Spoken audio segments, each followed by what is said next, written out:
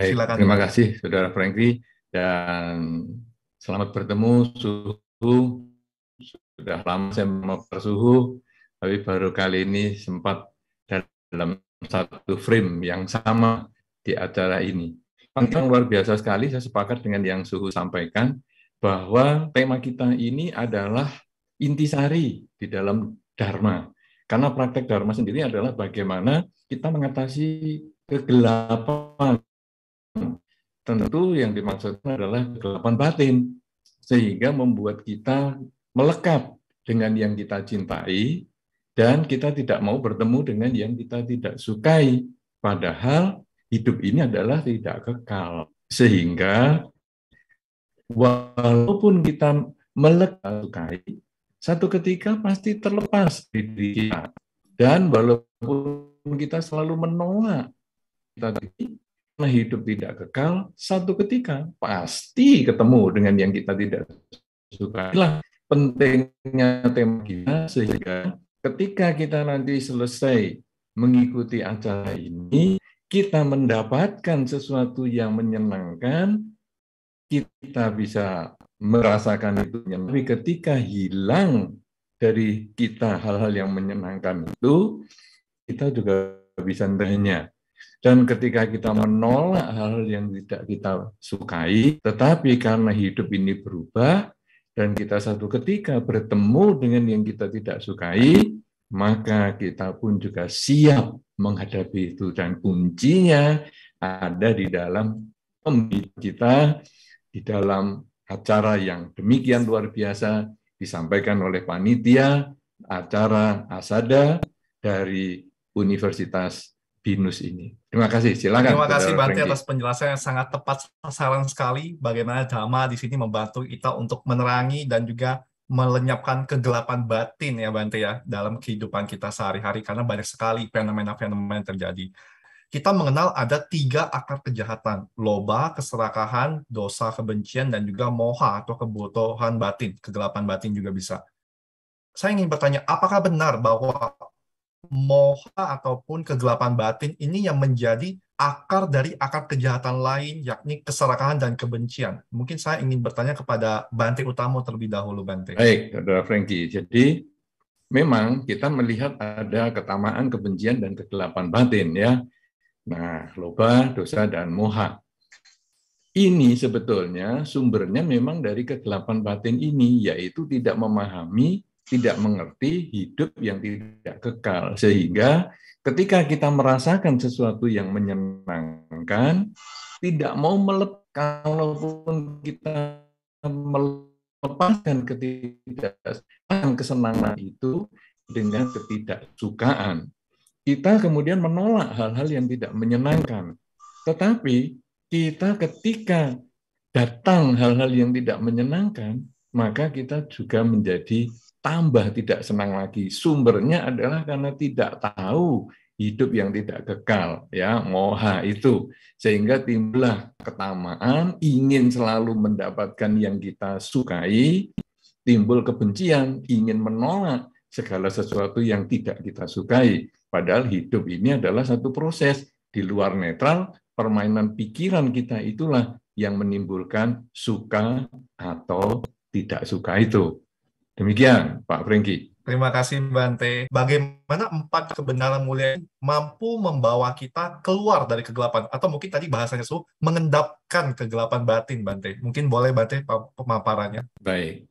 Jadi, 4 kesunyataan mulia ini sebenarnya adalah yang merupakan intisari Dharma. Jadi, kalau tadi dihubungkan dengan pertanyaan Saudara Franky yang pertama tentang Dhammacakkappavattana Sutta atau khotbah Sang Buddha tentang pemutaran roda, itu sebetulnya dikhotbahkan Sang Buddha pertama kali dan menjadi dasar atau kurikulum yang diajarkan Sang Buddha selanjutnya selama 45 tahun, bahkan sampai hari ini, bahkan sampai yang waktu-waktu yang akan datang, itu adalah tentang 4 kesunyataan mulia tadi yang disampaikan di dalam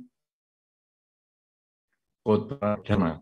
4 kesunyataan mulia ini sebetulnya adalah proses atau logika berpikir kita di dalam menghadapi masalah. Karena itu kalau kita ditanya, bagaimana ya hubungannya dengan kehidupan saat ini? Nah, ini kehidupan zaman dulu, sekarang, dan yang akan datang, proses penyelesaian masalahnya ini akan sama. Bahwa yang pertama, kita melihat ada permasalahan. Jadi, kita di dalam kehidupan ini kalau bahagia kita nggak pernah ngomong ya. Jadi, misalnya Saudara Frankie C, cuan. Kalau cuan, tidak pernah ngomong. Tapi kalau rugi, baru ngomong. Waduh, usahaku, waduh, ada kerugian begini. Tapi kalau cuan, santai-santai saja. Ya, nah biasa anak mahasiswa juga begitu. Kalau lulus ujian, ya senyum-senyum saja. Tapi kalau nggak lulus, aduh, aku nggak lulus nih, dan lain sebagainya. Kalau dapat dosen yang enak, biasa-biasa saja. Tapi begitu dapat dosen yang nggak enak, aduh, dosenku semester ini, aduh, menjengkelkan sekali, ya. Nah, jadi kita selalu melihat di dunia ini ada masalah. Tetapi di dalam Dharma, sebagai kesunyataan kedua, masalah itu bukan dari luar. Jadi, misalnya dikatakan tadi, wah kalau cuan ini happy nih, kita nggak usah ngomong apa. Jangan dikira kalau sudah cuan itu kemudian tidak selalu ada masalah. Cuannya kalau kebesaran itu juga bingung loh untuk gimana ya kalau saya cuannya terlalu besar kan saya bayar pajaknya juga besar. Nah, jadi kepikiran juga. Demikian pula ketika ujian lulus, dosennya enak, itu kadang-kadang bukan berarti tidak ada masalah. Bisa ada masalah juga. Ujian lulus, iya lulus. Aku kan berarti nggak bisa bareng sama pacarku lagi. Pacarku padahal nggak lulus. Nah, jadi kita lulus malah kepengen nggak lulus. Nah, jadi masalah bukan atau tidak lulus. Kemudian kalau tadi dikatakan bahwa sekarang berarti ini masalah ini bukan dari luar. Masalah ini ada di dalam. Masalah ini ada di dalam diri kita. Nah, ini adalah kesunyataan yang kedua, bahwa keinginan itu sumber ketidakpuasan. Jadi kita ingin, kalau tadi saya ingin cuan, tapi saya kalau bisa cuan yang bebas pajak ya. Nah, jadi ada keinginan itu. Saya ingin lulus, tapi ya kalau bisa pacar saya ya ikut lulus dong. Nah, tapi kalau pacar saya nggak lulus, saya ya lebih baik ikut nggak lulus saja. Nah, jadi itu keinginan sumber problem kita. Kemudian di dalam Dharma disampaikan, kalau sekarang kita sudah mengerti semua problem itu dari keinginan, ya ayo kita sekarang kendalikan keinginan kita. Karena kalau keinginan kita bisa dikendalikan, hidup kita nanti menjadi bebas dari problem. Karena semua problem apa saja itu ternyata dari diri kita. Kalau sekarang kita melihat akhir-akhir ini mungkin cuaca agak sejuk ya. Saya tidak tahu apakah saudara-saudara teman-teman yang lain juga mengalami begitu ya. Agak sejuk. Nah, sejuk ini kalau Anda kebetulan senang, ada enak nih badanku baru panas banget nih. Suasananya sekarang sejuk. Wah, enak kurang berkeringat. Anda bahagia. Tapi rasa sejuk yang sama ini ketika alami oleh kita yang sedang mau flu karena perubahan cuaca, aduh jangan sejuk-sejuk gini aku pengen cari keringet ini sebetulnya. Nah, jadi sejuk ini netral, tetapi karena pikiran kita ada keinginan, saya ingin suasana ini mendukung kenyamanan saya, maka saya senang dengan sejuk. Tapi ketika saya ingin suasana yang lebih hangat supaya saya berkeringat, supaya saya tidak jadi flu, maka sejuk ini menjadi saya tidak suka. Melihat nih bahwa ternyata cuan itu tidak selalu menyenangkan, kemudian ujian lulus juga tidak selalu menyenangkan, cuaca itu juga tidak selalu menyenangkan karena tergantung pada sudut pandang pikiran kita. Nah, kemudian di dalam Dhamma, kalau kita sudah tahu problem di luar itu ternyata sumbernya dari pikiran kita sendiri, keinginan kita sendiri, harapan kita sendiri, kemudian kita sekarang tidak bisa mengubah kenyataan, kita hanya bisa mengubah harapan atau keinginan kita, maka sekarang ada caranya. Nah, Jalan Mulia Berunsur 8 di kesunyatan yang keempatnya adalah caranya. Caranya untuk mengubah keinginan kita, mengubah pikir kita, supaya kita bisa selalu menyesuaikan dengan kenyataan yang ada di dalam kehidupan kita sehari-hari. Hingga kalau kita selalu bisa menyesuaikan keinginan dengan kenyataan, maka hidup ini menjadi bahagia. Karena keinginan dengan kenyataan, ini kalau terjadi perbedaan, misalnya kita keinginannya di titik 0 ini ya, kemudian kenyataannya ternyata ada di titik 5, maka ada perbedaan 5 tingkat antara keinginan dan kenyataan. Akhirnya kita stres. Misalnya begini, keinginan saya lulus ujian. Kenyataannya saya tidak lulus ujian. Jadi ada perbedaan yang jauh sekali. Saya tidak lulus, padahal saya harapannya lulus ini. Nah, perbedaan antara kenyataan dengan keinginan ini, inilah kalau tidak dijembatani menimbulkan stres. Atau saya inginnya lulus ujian, tapi ternyata ujiannya mudah sekali. Tahu gitu kan saya nggak belajar. Nah, ini jadinya -5. Tahu gitu saya nggak belajar. Ini keinginan dengan kenyataannya juga berbeda. Nah, di dalam Dharma, kalau memang kenyataannya di bawah keinginan kita nggak usah ngomong, itu sudah mudah itu. Tetapi kalau kenyataan itu di luar keinginan kita, maka ini yang harus dijembatani. Dan kenyataan tidak bisa diubah. Saya tidak lulus, saya tidak bisa diubah. Tetapi sekarang saya harus bisa menerima ketidaklulusannya itu sebagaimana adanya. Loh, terus gimana nih kalau nggak lulus kok diterima? Nggak lulus diterima itu adalah dengan kita bermain dengan dimensi waktu salah satunya. Bahwa semester ini saya tidak lulus. Tapi semester depan saya harus lulus. Saya harus menjadikan pengalaman saya ini sebagai pelajaran. Bahwa kalau saya berhasil melihat kenyataan ini di bawah keinginan saya, berarti saya punya kelebihan. Maka kelebihan ini saya pelajari untuk saya lakukan berulang-ulang di masa depan, sehingga hasilnya kenyataan selalu berada di bawah keinginan saya. Jadi kalau saya lulus, apa sih sebabnya saya lulus? Karena saya belajarnya giat. Oke, kalau gitu saya belajar giat terus, sehingga saya selalu lulus.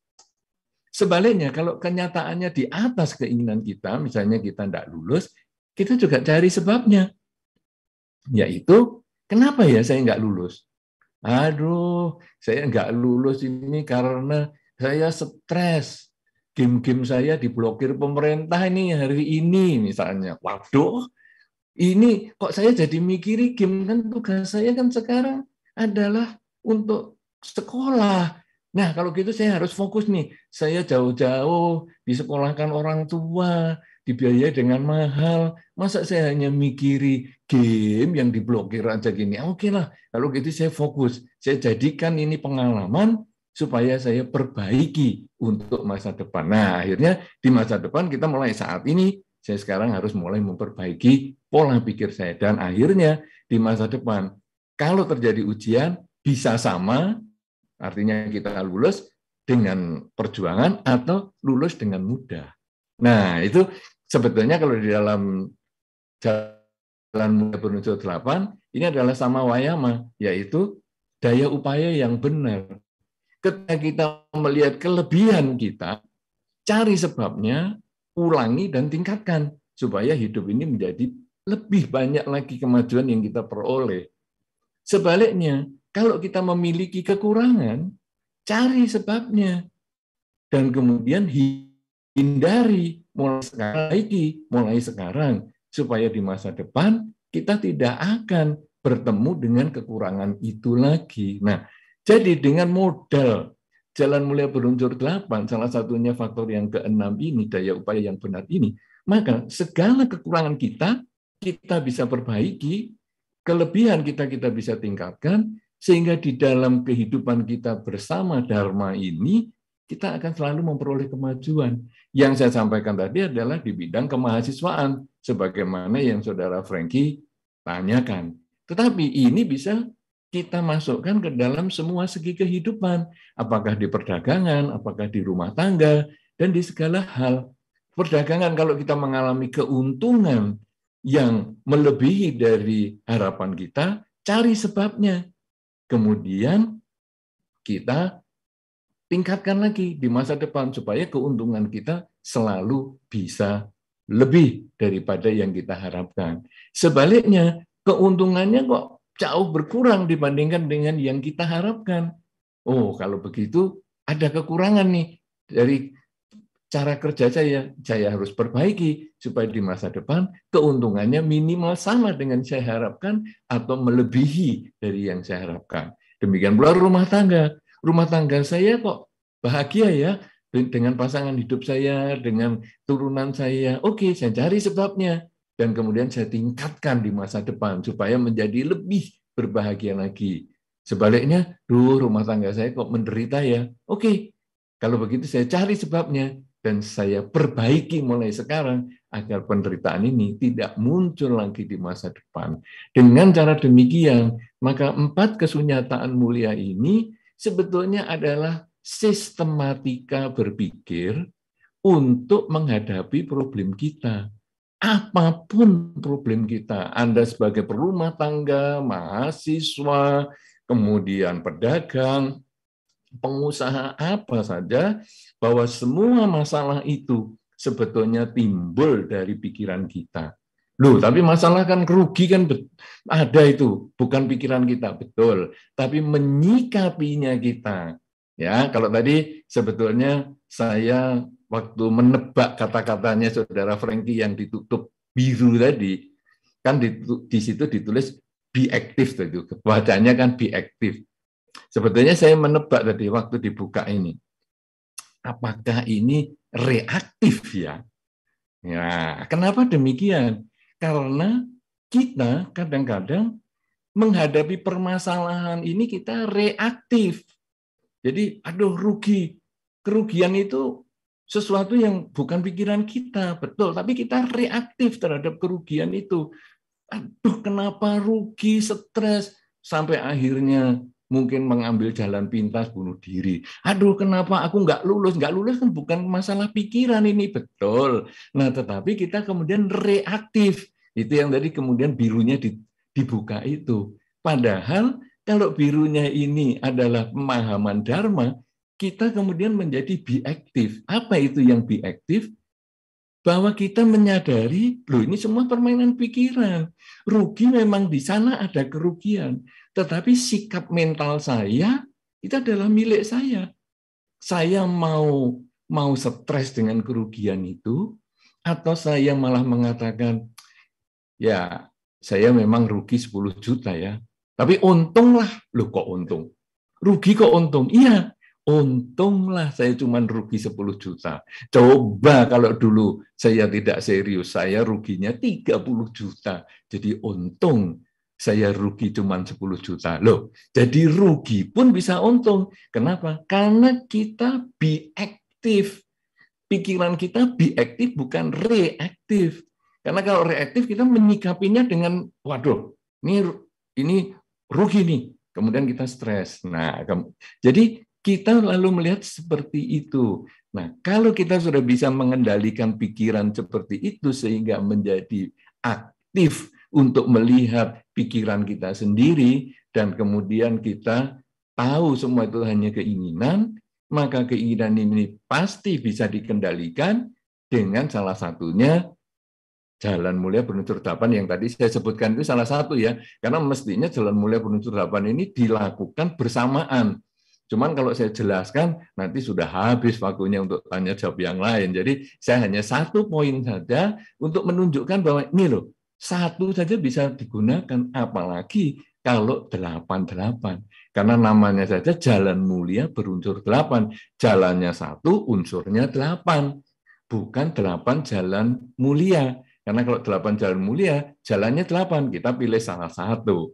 Ya, ini satu dulu yang saya jelaskan. Kalau nanti Anda berminat, ya kita lanjutkan lagi. Karena panitia hari ini luar biasa. Malah peserta bisa diberi pertanyaan. Jadi ini kan bagus. Nah, nanti kita tanya juga peserta, mau nggak dijelaskan lagi yang ke-8-8-nya, atau nggak mau ya nggak apa-apa. Atau mau tapi nanti lain kesempatan, ya nggak apa-apa juga. Begitu, Saudara Frankie, silakan. Baik, terima kasih Bante atas penjelasannya yang sangat sederhana sekali dengan ilustrasinya yang sangat bagus sekali. Dan menurut saya tadi Bante menjelaskan konsep sistematika berpikir dari pakar sunatan mulia itu sebagai problem solving framework. Wah, ini kalau teman-teman semua kalau misalnya punya permasalahan, ini Sang Buddha udah 2.500 tahun yang lalu udah ngajarin problem solving seperti apa. Yakni kita tahu bahwa dalam hidup ada penderitaan, ada masalah. Bukan hidup adalah penderitaan ya teman-teman. Nanti PSI misalnya, waduh hidup adalah penderitaan, itu ada masalah. Bukan ya teman-teman. Dalam hidup ada penderitaan, ada masalah. Tadi Bante bilang yang kedua, ada sebabnya. Nah, ini nih yang kita coba untuk analisa dan kita selesaikan sebab akar masalahnya apa. Baru yang ketiga, lenyapnya dan ada jalan juga untuk menuju lenyapnya penderitaan atau permasalahan tersebut. Dan tadi juga Bante juga membuat ilustrasi yang mungkin sangat berkaitan, sangat relate sekali ya untuk teman-teman mahasiswa, yang mana kita harus punya self-awareness dan self-management yang bagus. Kalau tadi saya mengutip perkataan dari Suhu, supaya nantinya kita bisa menjalani kehidupan dengan lebih baik. Wah, ini luar biasa sekali. Saya punya pertanyaan kedua untuk para teman-teman semua di sini. Setelah kegelapan ini tadi, ini pertanyaan pertama udah selesai, yuk kita lanjut pertanyaan kedua. Karena tadi kita melihat bahwa kegelapan batin kan ada penderitaan ya teman-teman semua di sana. Dan ketika bicara tentang penderitaan, sekarang lagi berkembang satu isu yang sangat fenomena nih, Suhu Bante, yakni tentang mental health atau tentang masalah kesehatan mental. Jadi saya ingin bertanya kepada teman-teman audiens, menurut teman-teman apa sih masalah kesehatan mental yang teman-teman ketahui atau teman-teman pernah langsung rasain? Nah, nanti kita akan minta pendapat dari Bante dan Suhu tentang bagaimana peranan Dhamma ini bisa membantu kita mengatasi masalah kesehatan mental tersebut. Oke, saya bacakan. Borderline personality disorder. Wah, ini canggih sekali nih bahasanya. Saya harus buka jurnal dulu ini, karena bukan jurusan psikologi. Oke, stres tugas. Wah, ini kesehatan mental dan fisik nih ya. Ketakutan akan sesuatu. Overthinking ya, overthinking. Anxiety, depression, panic attack. Wah, oke. Oke, semua masuk overthinking, cemas, panic attack, mungkin boleh turun. Oke, thank you. Depresi, pesimis. Loh, ada yang nanya nih, cara menghadapinya gimana ya? Wah, saya kasih pertanyaan, ditanya lagi sama jawab pertanyaan. Menarik nih. Keseimbangan antara pekerjaan dan kehidupan sehari-hari, overthinking, insecurity. Oke. Saya boleh mengeneralisasi yang teman-teman tulis di sini adalah sebagai depresi, overthinking, kemudian stres, kemudian overwhelm, dan lain sebagainya. Nah, kemudian saya ingin bertanya pada Bante juga, Bante. Mungkin boleh Bante pemaparannya. Baik, jadi kesehatan mental itu kalau tadi kita sudah bahas tentang menyikapi ya mungkin yang biaktif dan reaktif tadi itu. Jadi kalau kita menggunakan tutup biru itu adalah sebetulnya kalau saya melihat menggarisbawahi dharma, menggarisbawahi biaktif. Tetapi ketika dharma ini dibuang, jadilah reaktif. Ya, itu yang tadi contohnya Saudara Frankie tadi. Artinya apa ini? Bahwa masalah di luar bisa menimbulkan ketidaksehatan mental itu karena kita selalu reaktif. Jadi makanya kan tadi ada kata-kata yang aduh terlalu banyak tugas lah, apa yang waduh ini malah ada yang mau bunuh diri segala misalnya. Kenapa bisa begitu? Karena kita reaktif terhadap masalah yang sedang kita hadapi, padahal masalah itu adalah netral. Tidak ada yang menimbulkan masalah kecuali pikiran kita sendiri. Pikiran yang tidak dapat mewujudkan menjadi kenyataan. Dan kita tidak bisa mengubah kenyataan. Kita hanya bisa mengubah pikiran atau keinginan kita sendiri. Nah, kemudian kita yang harus be aktif. Aktifnya itu apa? Aktif untuk menerima segalanya ini sebagaimana adanya, bahwa ya sudah, kalau saya tidak lulus, ya sudah. Kalau usaha saya gagal, ya sudah. Kalau sekarang kemudian kendaraan saya rusak, ya sudah. Kalau saya sakit, ya sudah. Nah, mengatakan ya sudah tanpa menolak ini membutuhkan pelepasan keakuan. Bahwa ya sudah, memang begini ini, rugi ya rugi, nggak lulus ya nggak lulus, kendaraan rusak ya sudah, rumah tangga seperantaan ya sudah. Nah, tapi ya sudah ini bukan berhenti sampai di situ, tetapi kemudian kita bertanya, apa sebab tidak lulus? Apa sebab mengalami kerugian? Apa sebab kendaraan rusak? Nah, kalau sudah kita mengerti sebabnya, maka kita tidak mengulang di masa sekarang sampai masa depan, supaya kondisi yang buruk itu tidak terjadi. Tapi kita bukan hanya berbicara yang buruk-buruk saja, kita juga harus berbicara yang baik-baik juga. Kok bisa lulus ya? Kok rumah tangga saya bisa bahagia ya? Kok kemudian kendaraan saya tidak pernah mogok ya? Kita juga kemudian menganggap itu ya sudah, kita terima itu sebagai kenyataan, cari sebabnya untuk ditingkatkan di masa sekarang maupun masa depan. Jadi orang yang sehat mental adalah orang yang mampu menerima kenyataan dan mampu mempergunakan kenyataan apapun itu juga untuk memperoleh kemajuan. Kesehatan mental adalah kemampuan orang menerima kenyataan apapun juga dan mampu menjadikan pengalaman itu, kenyataan itu sebagai pelajaran untuk meningkatkan kualitas diri. Ya, jadi tidak perlu harus bunuh diri, misalnya putus cinta. Putus cinta. Oke. Saya putus cinta. Ya sudah, memang putus cinta, tapi saya akan buktikan kepada mantan saya ini bahwa di dalam 5 tahun yang akan datang, kamu pasti nyesel memutuskan saya, karena saya menjadi orang yang berprestasi. Nah, jadi kita menjadikan kesulitan itu justru sebagai motivator untuk mencambuk kita supaya kita menjadi lebih maju. Kalau kesulitan saja bisa menjadi motivator, apalagi kebahagiaan. Kebahagiaan pun juga motivator untuk memperoleh kemajuan. Nah, sekarang aku sudah lulus nih. Dan aku buktikan kelulusanku ini adalah kelulusan yang memang aku capai dengan usaha yang baik. Sehingga nanti di masa depan pun orang akan selalu menghargai saya dengan kelulusan saya. Karena saya bukan hanya nyontek kelulusan saya ini, tapi memang hasil perjuangan. Nah, jadi hal yang negatif bisa menjadi motivator untuk kita maju, apalagi hal positif juga kita jadikan motivator untuk maju. Dan akhirnya untuk apa saya bunuh diri? Untuk apa saya harus stres? Untuk apa saya harus masuk rumah sakit jiwa? Tidak ada semua itu. Kenapa? Karena saya sudah sehat mental, karena saya mampu menerima kenyataan apapun juga, dan saya menjadikan kenyataan itu sebagai upaya saya, anak tangga saya, untuk menapak, naik, maju, menuju hal-hal yang lebih baik daripada hari ini. Begitu, Saudara Frankie maupun teman-teman yang lain. Terima kasih, Bante dan Suhu. Teman-teman panitia mungkin boleh share screen-nya diturunkan kembali. Nah, jadi tadi kita berbicara tentang kesehatan mental ya, teman-teman. Jadi, yuk mari sama-sama kita belajar untuk identifikasi. Kenapa ya saya stres? Kenapa ya saya burnout? Nah, dari kita bertanya kenapa, kita ketemu akar masalahnya, penyebabnya, baru kita coba untuk selesaikan.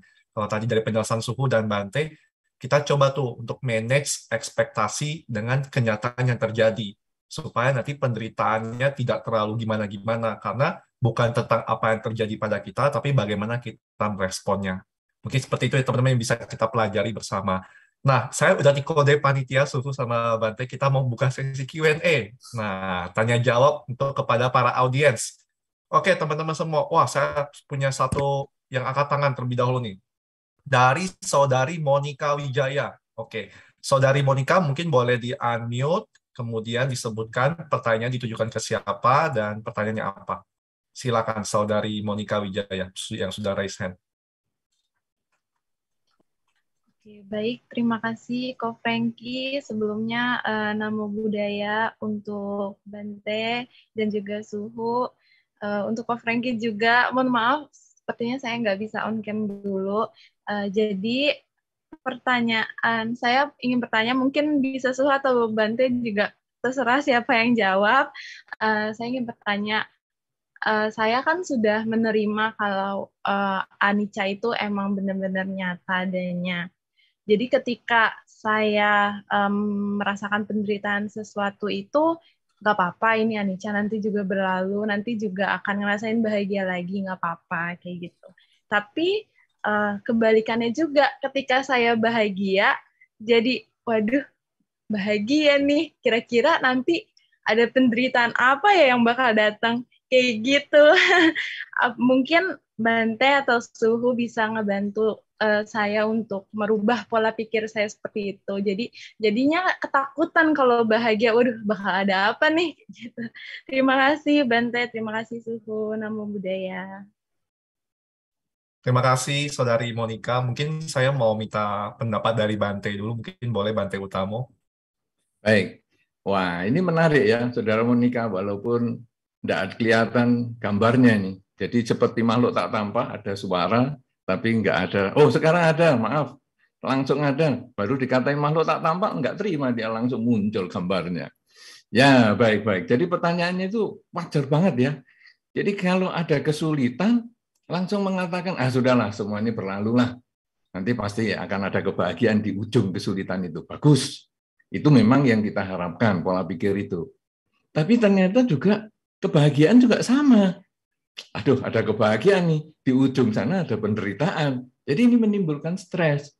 Nah, saudara-saudara, sebetulnya stres ini adalah, kalau tadi saya sampaikan di awal sekali tentang tema kita, bahwa kita ini sering mengenal hidup ini tidak kekal. Tadi saudara Monica atau saudari Monica ini juga sudah menyampaikan, dah ngerti hidup ini tidak kekal.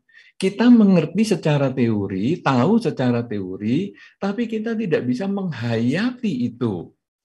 Bahwa sekarang kalau hidup ini tidak kekal, kesulitan memang berubah, kebahagiaan juga berubah.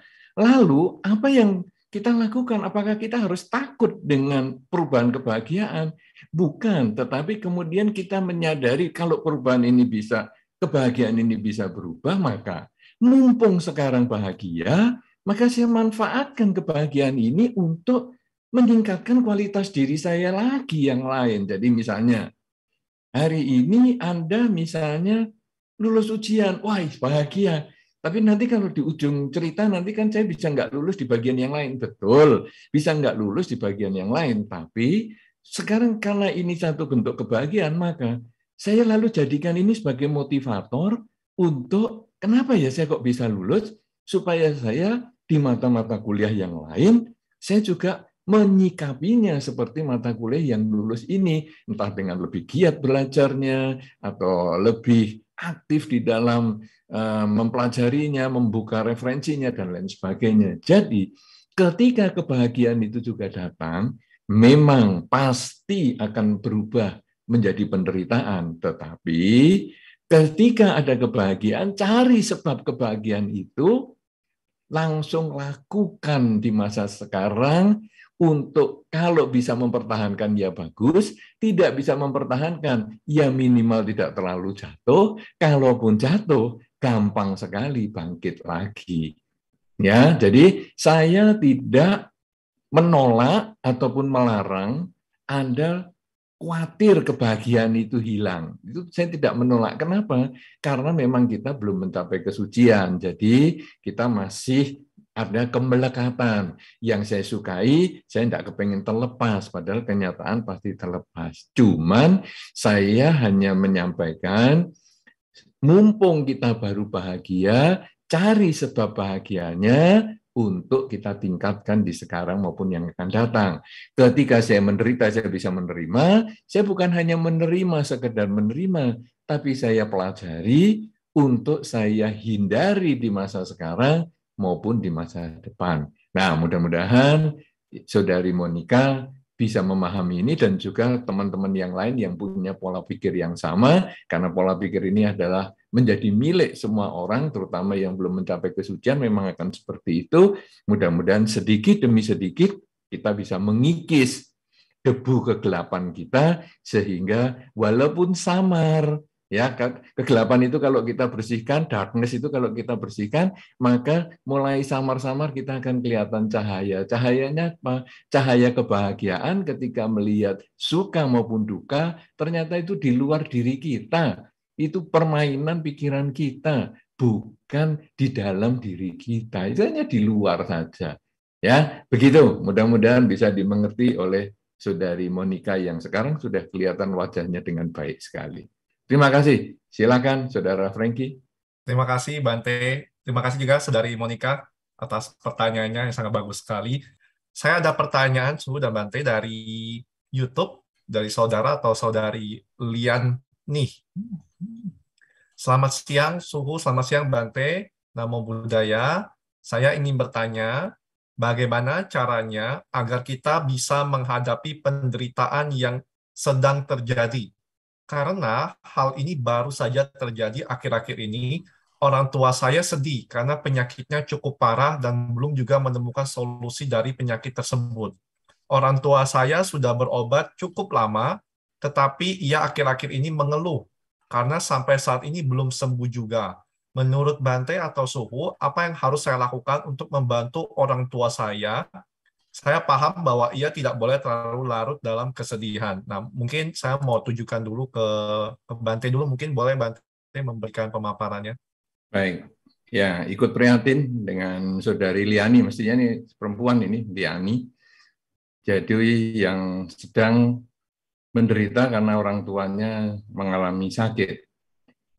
Memang kadang-kadang kita melihat orang tua yang sakit dan sudah berusaha kemana-mana, berobat, yang dikatakan cukup lama, tapi kok nggak sembuh-sembuh, dan lain sebagainya. Kadang kita juga sedih ya, sebagai anak juga sedih. Cuman begini, tadi saya sudah sampaikan dalam keterangan yang sebelumnya juga, bahwa ketika sedang bahagia, ya tadi yang ada yang takut kehilangan tadi, Saudari Monica, pertanyaan Saudari Monica tadi, kan ketika kita bahagia, kita kemudian takut kehilangan. Nah, tapi apa yang saya sarankan bahwa kita mencari sebab kebahagiaan itu untuk kita tingkatkan di masa sekarang maupun di masa depan. Demikian pula kalau sekarang orang tua sudah stres, sakit cukup lama, kemudian tidak sembuh-sembuh, mengeluh. Nah, ini anak ini hendaknya mulai kita mengingatkan kepada saat-saat kebahagiaan yang masih memungkinkan dimiliki oleh orang tua. Artinya begini, kalau kita fokus pada penyakit, kemudian kita, aduh sudah lama ya, aku bertahun-tahun ini aku berobat, sudah kemana-mana, nggak sembuh-sembuh, akhirnya kita makin stres. Tetapi cobalah kita melihat dari sisi yang berbeda, yaitu hari ini saya masih punya kesempatan berkumpul dengan pasangan hidup, misalnya orang tua masih ayah dan ibu masih lengkap. Hari ini saya masih ada kesempatan berkumpul dengan pasangan hidup walaupun kondisi saya kurang sehat. Hari ini saya masih bisa berkumpul dengan anak, menantu, maupun cucu. Nah, jadi kita melihat dari sisi yang berbeda supaya kita tidak fokus pada penyakitnya. Jadi kadang yang orang pergi ke rumah sakit atau tengok orang yang sakit ya. Ini untuk kita semua, saya juga menghimbau atau memberi pesan ya. Kadang kita kalau berkunjung ke orang yang sakit, kita selalu tanya, aduh, sakit berapa lama sudahan? Kamu sakit apa sih? Apa sih yang kamu rasakan? Nah, kadang-kadang kita itu selalu tanya yang begitu saja. Coba bayangkan kita yang sakit. Kemudian kita dikunjungi orang. Dan tiap orang tanya yang sama. Iya, kamu sakit ya? Sudah berapa lama? Gimana? Enak enggak? Apa yang kamu rasakan? Kita kadang-kadang, aduh aku males aku jawab itu. Karena semua orang, 50 orang yang datang selalu tanya itu. Nah, jadi kita kasih pendekatan yang berbeda. Hei, apa kabar? Ya, kita bisa ketemu lagi loh ini sekarang. Nah, jadi kita melihat dari sudut yang lain. Kita nggak ngurus sakitnya, karena kita datang itu kan tengok sakit. Jadi kita sekarang berusaha membuat dia berpikir dari sisi yang berbeda, bahwa kamu tahu nggak, kita dulu ya, teman-teman SMA kita yang sama-sama itu, sekarang sudah ada yang jadi ini, sudah jadi itu. Jadi dia jadi happy karena ini teman saya ini agak berbeda ya daripada yang lain. Kalau yang lain selalu tanya sakit sampai akhirnya aku sudah kepikir itu terus sampai temannya pulang dia masih kepikir sakitnya. Demikian pula dengan orang tua yang sedih tadi. Kita jangan sudah lama, ya kita harus terus berobat lama, ya kita sabar lama, hidup ini kan tidak kekal lama.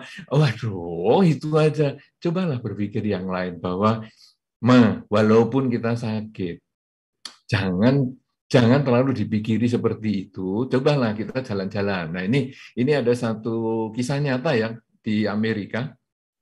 Jadi seorang nenek yang dikatakan umurnya itu sudah tinggal 3 bulan. Jadi dia kena penyakit yang fatal, usia tinggal 3 bulan. Nah, dia tidak merenungi 3 bulan, aduh umurku 3 bulan, 3 bulan adalah 90 hari, ya sekarang ini sudah berkurang 1 hari, 89, berkurang lagi 88, berkurang lagi 87. Tiap hari cuma ngitungnya gitu ya, sampai 90 belum nyampe sudah berangkat, dia stres. Nah, tetapi nenek ini tidak begitu. Nenek ini dikatakan, kamu 3 bulan lagi akan meninggal. Oke.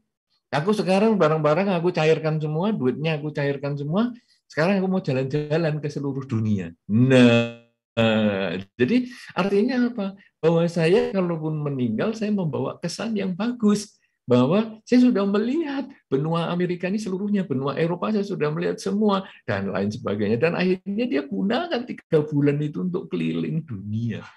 Dan ketika dia pulang, ya dia tetap merasa sehat ya, jadi tidak sehat sungguhan, tapi merasa sehat karena badan itu sakit, tapi batin itu dia sehat. Seperti pesan Sang Buddha, bahwa badan boleh sakit, batin jangan sampai sakit, karena manusia terdiri dari badan dan batin.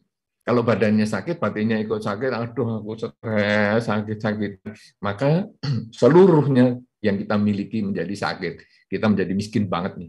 Tapi kalau sekarang badannya sakit, batinnya sehat. Aku tetap punya semangat. Mumpung aku masih hidup begini, aku akan berjuang habis-habisan. Maka kita masih punya harta setengah hidup kita ini. Ya, kalau sekarang Anda melihat riwayat Stephen Hawking misalnya, yang sudah lumpuh, yang sudah tidak bisa apa-apa, mungkin itu kalau dibandingkan dengan rata-rata orang yang sakit, ini sakitnya parah banget karena dia sudah tidak bisa gerak, nggak bisa ngomong, nggak bisa ngapa, sampai ngetik saja nggak bisa, padahal dia kemampuan kecerdasannya luar biasa. Dulunya juga dia mahasiswa yang sangat berprestasi ketika di kampus, tapi makin lama makin menurun. Tapi dia tidak pernah patah semangat. Dia menghabiskan waktunya untuk menulis buku, walaupun akhirnya menulisnya itu huruf per huruf dengan mata. Tetapi akhirnya menimbulkan atau menerbitkan satu buku yang cukup tebal. Ya, nah ini kenapa? Karena ada semangat. Jadi kita semua punya titik kelemahan. Apakah itu karena sakit, apakah itu karena rumah tangga, apakah itu karena pelajaran sekolah, apakah itu karena ekonomi, kita semua punya titik kelemahan itu. Ada yang begitu rugi langsung stres mau bunuh diri, ya tadi kesehatan mental tadi yang kita sampaikan di sebelumnya, itu ada bunuh diri itu karena usahanya gagal, atau putus cinta, atau ujian nggak lulus, ya. Kemudian kalau di Jepang sekarang itu juga sudah ada satu gaya yang orang hanya mengunci di dalam kamar walaupun masih muda, sudah tidak ada semangat hidup karena dia gagal dalam kerja dan lain sebagainya, sudah kepengen mati saja. Nah, coba sekarang kita melihat dari sisi yang berbeda. Kalau kita sebagai teman ataupun sebagai anak yang orang tuanya ngalami itu atau temannya ngalami itu, ajak dia untuk berpikir dari sisi yang lain. Di dunia ini, telapak tangan kita ada sisi gelap dan ada sisi terang. Anda mau melihat dari sisi yang mana? Mau sisi yang gelap atau yang terang, ini tergantung Anda. Kalau Anda selalu melihat dari sisi gelap, berarti kita sangat pesimis. Yaitu, aduh, hidup ini banyak sakit-sakitan ya, ujian nggak lulus ya, rumah tangga nggak bahagia ya, kita kehilangan terus orang yang kita cintai ya. Tapi cobalah kita dilihat dari sisi yang terang. Misalnya aku nggak lulus, berarti aku punya kesempatan untuk belajar lebih banyak. Kemudian aku rugi, aku punya kesempatan untuk meningkatkan cara kerja saya menjadi lebih baik di masa-masa yang akan datang.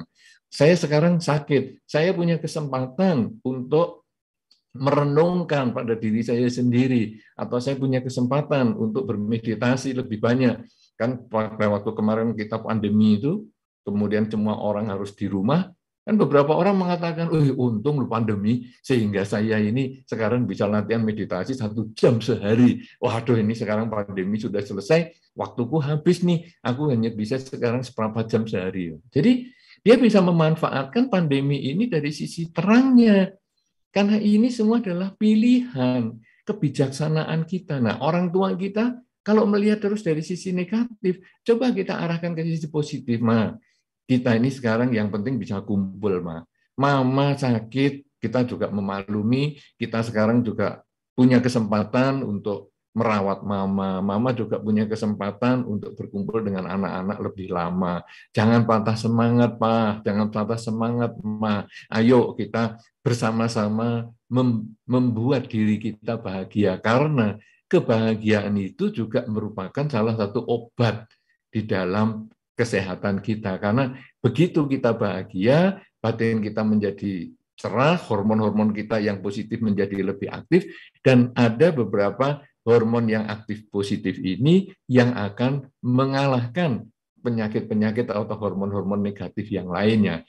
Nah, jadi kepada Saudari Liani maupun kita semua, kalau kita menghadapi penderitaan dan kemudian kita walaupun menyadari bahwa semua itu selalu berubah, tapi ingatlah bahwa kalau ada orang berpikir negatif, termasuk kita, carilah nilai-nilai positif. Jadi, mungkin dalam bahasa yang sederhana, sering saya mengatakan, katakan untung. Dalam setiap kesempatan, katakan untung. Tadi saya sudah sebutkan tadi, yang pertama adalah, waduh saya rugi 10 juta. Untung rugi 10 juta. Karena kalau saya lebih tidak serius, rugi saya 20 juta. Nah, sekarang papa, mama, untung kamu sakit itu anak-anak masih lengkap. Jadi anak-anak bisa berkumpul dengan papa, mama. Loh, tapi ini papa ini kurang 3 bulan. Untung Pak, kita masih punya waktu 3 bulan untuk bersama-sama. Kita masih punya waktu 3 bulan untuk bersama-sama. Bukan kita tinggal 3 bulan. Kata-kata itu sangat mempengaruhi bawah sadar kita. Kalau kita mengatakan, aduh waktuku tinggal 3 bulan, stres. Waktuku masih 3 bulan untuk berkumpul dengan anak-anak. Batin menjadi tenang dan akhirnya lebih bisa berpikir positif. Ini yang mungkin saya bisa sampaikan dalam kesempatan ini untuk menjawab pertanyaan Saudari Liani. Terima kasih. Silakan Saudara Franky. Terima kasih Bante untuk pemaparannya, dan juga mari sama-sama kita aspirasikan ya teman-teman, semoga keluarga kita semua sehat dan juga sejahtera. Kemudian kita masuk ke pertanyaan terakhir ya dari Saudara Stanley. Mungkin boleh di unmute untuk dilakukan pembacaan pertanyaannya. Selamat sore Suhu, Bante, dan rekan-rekan semuanya. Namo Buddhaya. Sebelumnya saya ingin membawa permasalahan di masyarakat yang sering terjadi. Salah satu contohnya itu adalah narapidana yang tidak diterima oleh masyarakat saat keluar dari lapas angkatan. Yang menjadi pertanyaan saya adalah, bagaimana cara kita dapat keluar dari konsepsi atau pandangan gelap tersebut disesuaikan dengan meta atau cinta kasih yang Buddha ajarkan. Permasalahannya, kita itu terkadang terbakar emosi terlebih dahulu.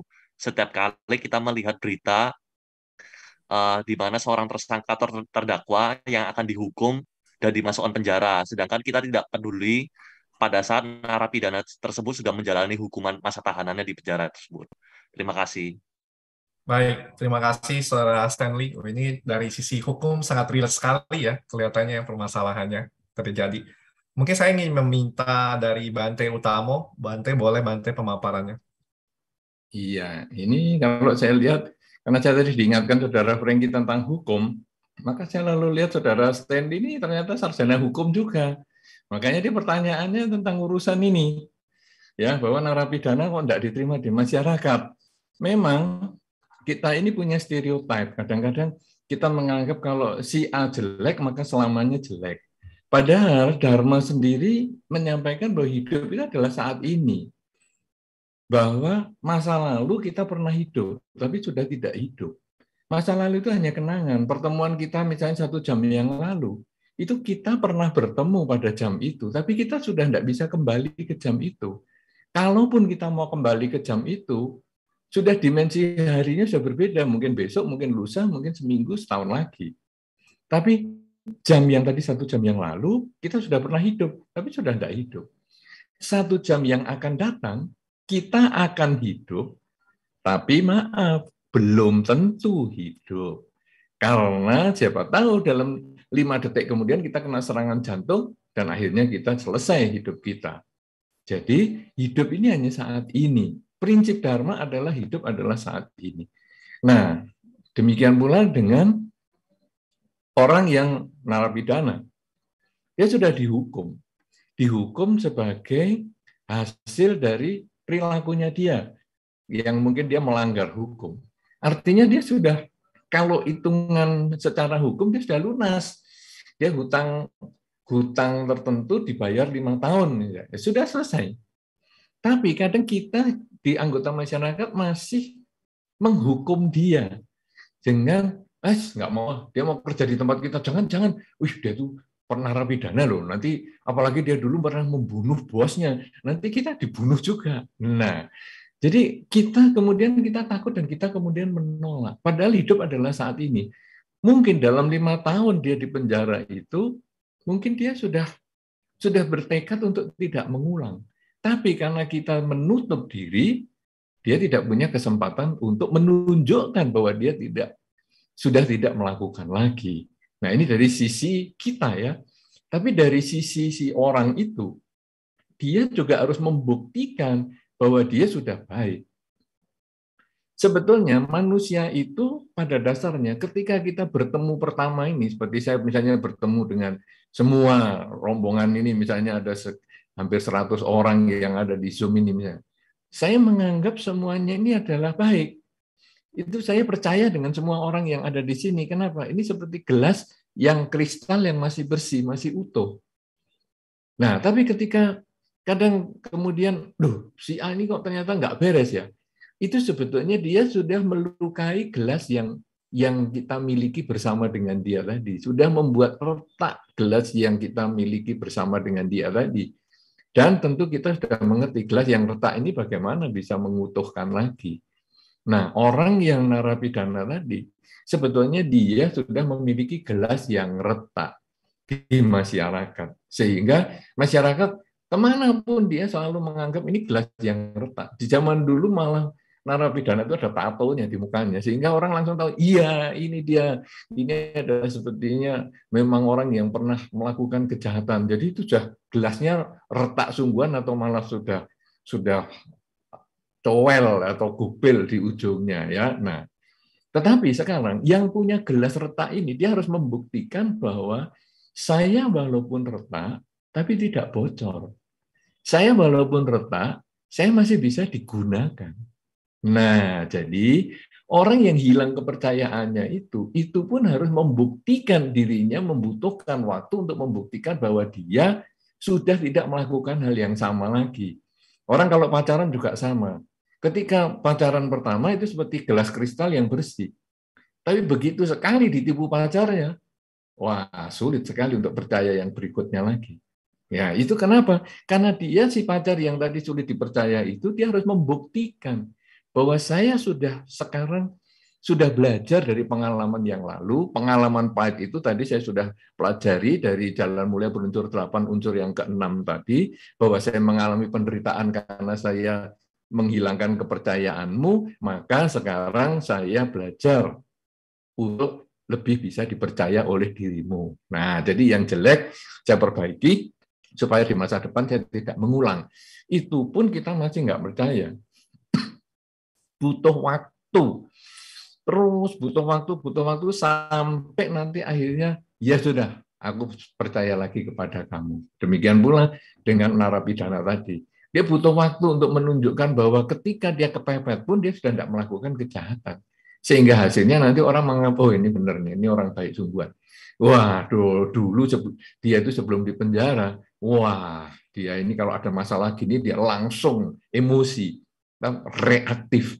Tapi sekarang dia sudah mengenal dharma, reaktifnya sudah ditutup dengan biru, pita biru, sehingga sekarang dia biaktif, sehingga dia sekarang bisa mengamati pikirannya dengan baik sekali. Setiap kali dia mau emosi, dia amati, dia aktif mengamati pikirannya, dia aktif mengamati cara berbicaranya, dia aktif mengamati perilakunya, sehingga dia memang sekarang layak diterima sebagai anggota masyarakat sekitar kita, bahkan dia sebetulnya lebih baik daripada kelakuan kita-kita yang bahkan yang belum pernah menjadi narapidana ini. Nah, jadi sebetulnya ini harus dua belah pihak ya, yang kita tidak bisa disalahkan ketika kita ada curiga karena itu stereotip, tetapi dia sendiri juga harus membuktikan dengan waktu perilakunya dia diperbaiki dengan maksimal sehingga dia akan mendapatkan kembali kepercayaan walaupun gelasnya retak,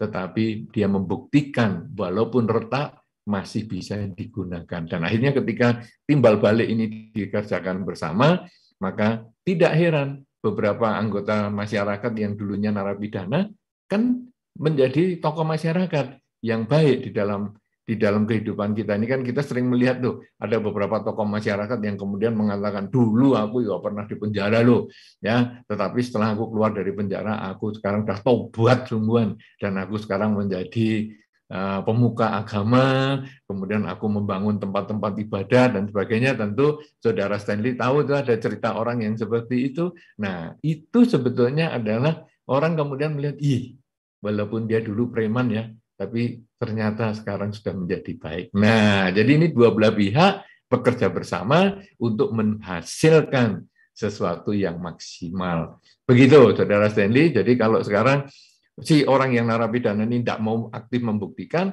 ya masyarakat akan sulit untuk memberi kesempatan kepada dia. Mudah-mudahan ini bisa dimengerti, dan kalau dimengerti saya kembalikan kepada saudara Frankie lagi. Baik, terima kasih Bante. Saya pikir cukup ya saudara Stanley ya, sudah terjawab ya. Terima kasih juga saudara Stanley yang sudah memberikan pertanyaan yang sangat bagus sekali. Dan teman-teman semua, mohon maaf karena keterbatasan waktu, jadi mungkin kita akan sudahi untuk sesi Q&A kita pada hari ini.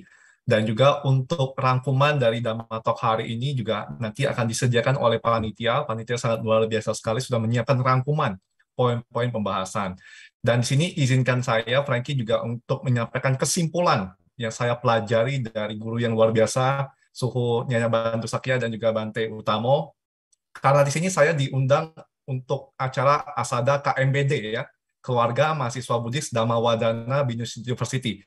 Maka kesimpulan saya juga akan berputar dengan huruf KMBD juga. Wah, jadi KMBD juga. Apa itu KMBD? Yang pertama huruf K. K itu adalah kilesa atau kegelapan batin yang tadi sudah kita pelajari, kita bahas bersama, menjadi masalah yang membuat penderitaan muncul dalam hidup. Itu K. M, mindfulness merupakan latihan utama dan praktis yang mampu membawa kita untuk pengembangan diri dan juga mengendapkan kegelapan batin tersebut. B, berpikir kritis dan bijaksana dengan menggunakan 4 kesunyatan mulia sebagai pola pikir yang sistematis mampu untuk menyelesaikan permasalahan dalam hidup.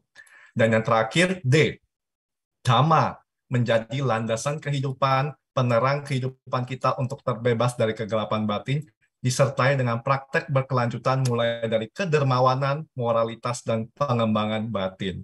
Demikian ya teman-teman semua, KMBD. Semoga menjadi intisari dari sesi Dhamma Talk kita pada hari ini. Dan sebelum kita tutup, mungkin saya ingin meminta closing statement singkat, mungkin harapan ataupun pesan dari pembicara kita kepada seluruh peserta yang hadir di Zoom maupun di YouTube. Mungkin yang pertama saya ke Bante Utamo dulu, mungkin boleh Bante, closing statement-nya Bante. Baik, jadi kita sekarang sudah di penghujung acara, dengan tema How to Escape Darkness with Dhamma. Jadi sebetulnya kita melihat bahwa Dhamma ini bukan hanya sekedar kita ketahui, bukan hanya sekedar kita hafal, bukan hanya sekedar kita ikuti ritualnya, tetapi sesungguhnya Dhamma ini menjadi kunci untuk mengatasi kegelapan batin kita, untuk mengatasi penderitaan kita akibat kegelapan batin kita itu, sehingga Dhamma bisa menjadi pelita hidup kita yang akan menerangi jalan hidup kita, sehingga kita bisa menyadari hidup yang tidak kekal, dan bisa menerima ketidakkekalan itu, dan bisa menggunakan ketidakkekalan itu untuk mencapai kemajuan kualitas batin kita, mulai sekarang sampai selama-lamanya, sehingga hasilnya kita bisa mencapai pencerahan, sehingga kita bisa melenyapkan kegelapan dengan dharma yang kita laksanakan.